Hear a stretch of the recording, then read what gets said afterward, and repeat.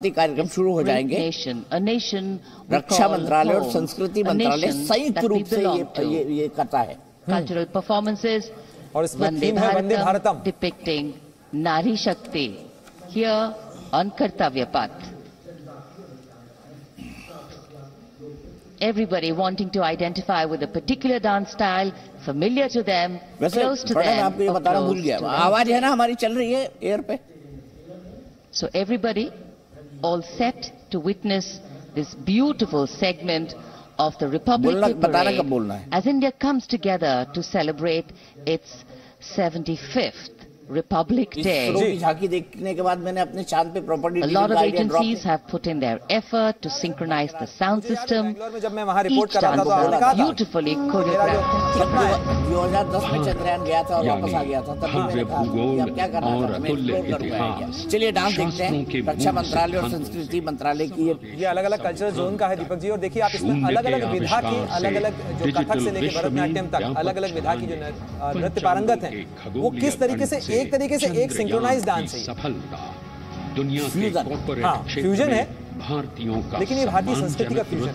आप उत्तर से लेकर दक्षिण तक जाएं, आपको लगेगा कि भाषा बदल गई, बोली बदल गई, खाना बदल गया, पीना बदल गया, बहुत सारी चीजों की परंपरा, पहनावा बदल गया, लेकिन एक चीज है जो इस देश को एक सूत्र में बांधती है, और वो जो एक संस्कृति का सूत्र है, वही यहाँ पर आपको इस संयोजन के अंदर नजर आता है कि किस तरीके से सिंक्रोनाइजेशन है इसमें।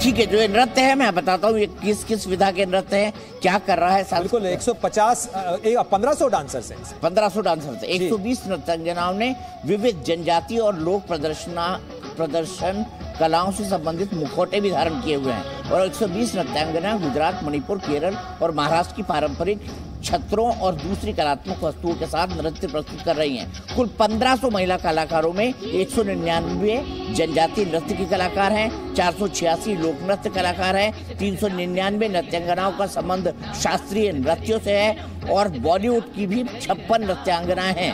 यहाँ पर आप जो मुखौटे देख रहे हैं उनमें से 57 मुखौटा का संबंध जनजातीय नृत्यों से है, जबकि 63 मुखौटे लोक नृत्य। दीपक जी देखिए ना, इसमें 30 अलग-अलग जो नृत्य शैलियां हैं, चाहे कुचिपुड़ी हो, कथक हो, भरतनाट्यम हो, शास्त्रीय, मोहिनीअट्टम, ओडिसी, मणिपुरी, सबका समागम है इसके अंदर।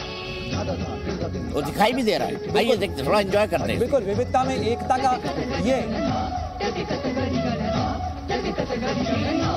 अच्छा वाह, हमारे सहयोगी शंभू जी, हमारे एक सहयोगी शंभू जी, उनकी बेटी भी है यहाँ पर। बेटी का नाम बताएंगे तो मैं उनको गर्व की बात है हमारे लिए, जी न्यूज़ परिवार के लिए, कि जी न्यूज़ परिवार की एक बेटी जो है आज ये प्रस्तुति वहाँ पर कर रही है।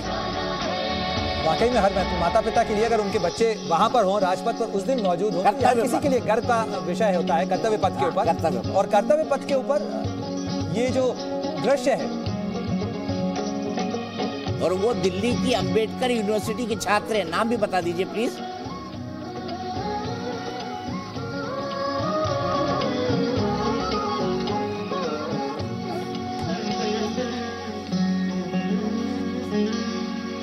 तो दीपक जी अलग अलग जो कल्चरल जोन होते हैं वहां पर आप एनरोल होते हैं, और उसके बाद फिर ये जो इमैनुअल मैक्रो समझ रहे हैं, देखिए उनको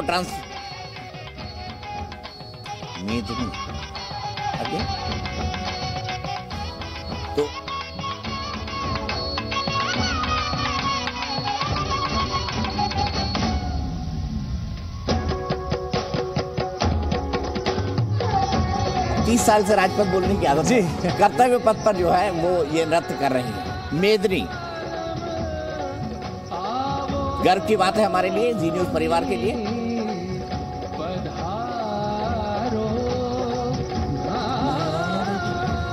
पधारो हमारे देश, जो कि राजस्थान से ही सुन लो, अभी भी सुन लो।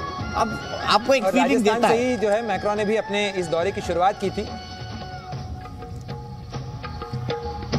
लेकिन सभी राष्ट्राध्यक्षों में अगर कोई सबसे हैंडसम आदमी है तो इमैनुअल मैक्रो। मैं आपको एक किस्सा बताऊं इमानुएल मैक्रों से जुड़ा हुआ।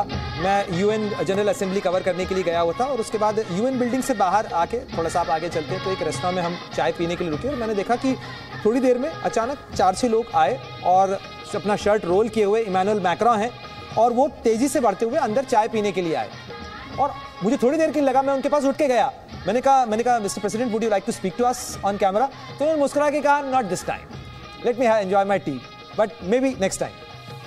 तो ये इस अंदाज में, क्योंकि आप मतलब सिक्योरिटी काउंसिल के का परमानेंट मेंबर है फ्रांस, उसके राष्ट्रपति हैं, वो वहां मौजूद थे, लेकिन जिस अंदाज के साथ में बिल्कुल ऐसा लग रहा था जैसे कुछ कॉमनर हैं, 4-6 लोग इकट्ठा हुए और वो हो सकता है यूएन में किसी बिल्डिंग में या किसी ऑफिस में काम कर रहे हो, उसी अंदाज के अंदर वो आके उस रेस्टोरेंट के अंदर बैठे हुए थे। उसमें वो अंदर बैठे, हम लोग बस बाहर बैठे हुए थे। तो ये वाकई में आपने ठीक कहा, फ्रांस की राजनीति के हिसाब से भी इनका जो उदय करिश्मा, हर नेता में करिश्मा होता है और वो इमैनुअल मैक्रों की शख्सियत दिखाती है। आप सोचिए 2014-15 से उन्होंने अपनी राजनीतिक एम्बिशन को शुरू किया और उसके बाद 2017 में वो चुनाव जीत गए। उम्र कितनी है उनकी? मेरे ख्याल से 77 का ही जन्म है। 77 का ही जन्म, दिसंबर 77 का जन्म है उनका। सोच लीजिए कितने हो, कैलकुलेट करके बताइए मुझे। 77 से हुए तो 45-46 साल इस दिसंबर के अंदर उनका जन्म। देखिए 46 साल में हाँ, यूएन परमानेंट सिक्योरिटी काउंसिल का मेंबर। देखिए यही लेकिन लोकतंत्र की ताकत भी है। लोकतंत्र की यही ताकत है कि इसमें आप चुनाव लड़कर उस पद तक पहुंच सकते हैं।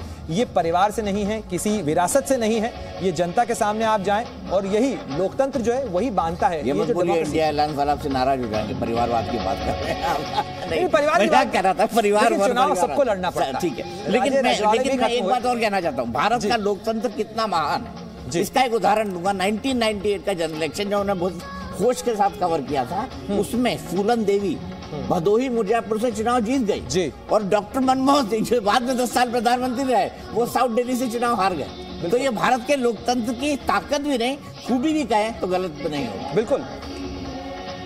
और देखिए नृत्य अभी भी चल रहा है, कल्चरल परफॉर्मेंसेस। हमारे अटल बिहारी वाजपेयी भी थे, आपको ध्यान होगा। बिल्कुल बिल्कुल।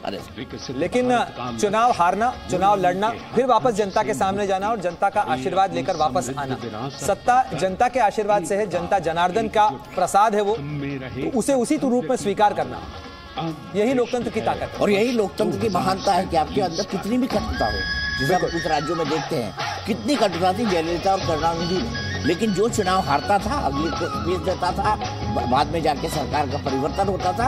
ये हमारे लोकतंत्र की महानता है। ये दुनिया में चर्चा की जाती थी। और पाकिस्तान देख लीजिए आप, कि peaceful transfer of power Bharat से ज्यादा कहीं नहीं। बिल्कुल। और पूरे दक्षिण एशिया में इसे लोकतंत्र का टापू कहा जाता है, क्योंकि भारत के आसपास के, भारत के समान जो स्वतंत्र हुए देश उसी कालखंड में स्वतंत्र हुए, उनके यहाँ पे बहुत टर्बुलेंस रहा। पाकिस्तान की हालत देख लीजिए आज, नाम पाकिस्तान की क्यों चर्चा करना, नहीं करनी, छोड़िए, आज पाकिस्तान का नाम नहीं लेंगे, उन्हें जलने ही दीजिए,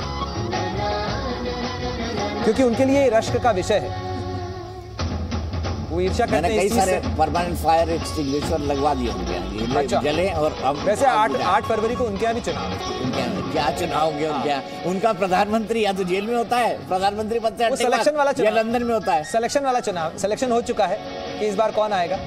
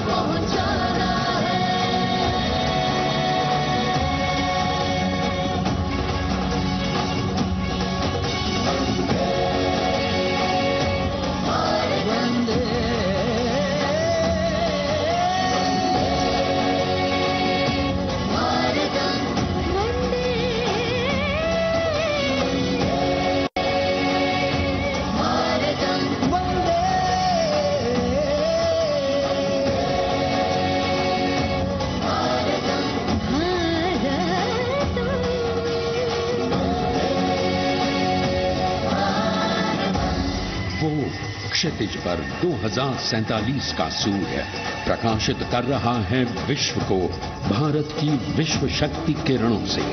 विश्व शक्ति पर सामरिक नहीं, सांस्कृतिक, सामाजिक, औद्योगिक, आध्यात्मिक। हमारा लक्ष्य है विश्व शांति और भारतीय जनता की सुख समृद्धि। हमारे विश्व कुटुंब के लिए ये हो सकता है, हो के रहेगा। वर्ष 2047 हम आ रहे हैं। भारत की सांस्कृतिक विविधता को इन कलाकारों द्वारा यहाँ कर्तव्य पथ पर प्रस्तुत किया। The appreciation of the spectators palpable as they give them a loud and long applause.